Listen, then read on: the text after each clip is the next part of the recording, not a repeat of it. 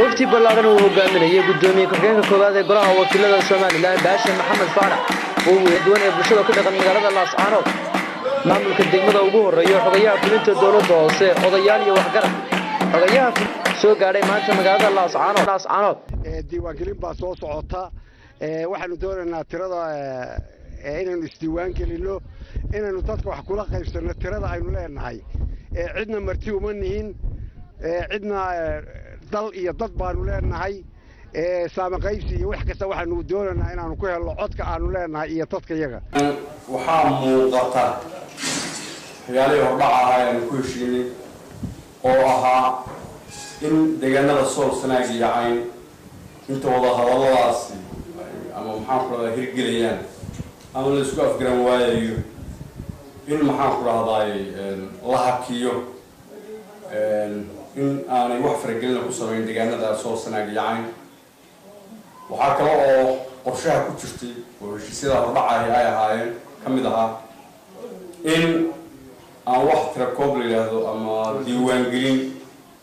oo macnaheeduna uu daba socdo waxay ku sheegaan doorasho waxaad muuqata in 23-ka bisha ay u qoondaysan tahay gobolka Sool iyo degmada Buuhoodle ama gobolkan Cayn in ay ka bilaabaan maxaan ku raadayay diiwaangelintii runtii kuwaasi oo aad moodeen qodobadaas durba ay jabeen oo madaxweynaha laftigiisu ninka madaxweynaha ka gobolada waqooyi ama maamul goboleedka waqooyi galbeed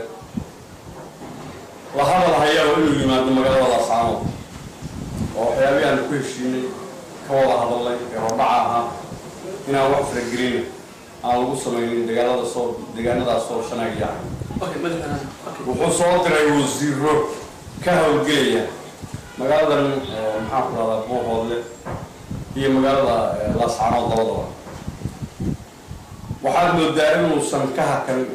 uuba ku talagalay ama ay qorshaysan tahay in tirakoobtii sida ay ahayd inay u hawlgasho arrimahaas waxay dhawarjab ku yihiin waxay xakameynayaan waxay joojinayaan wadahadalkii aanu lahayn maxaan ku u dhaxeeyay labada dhinac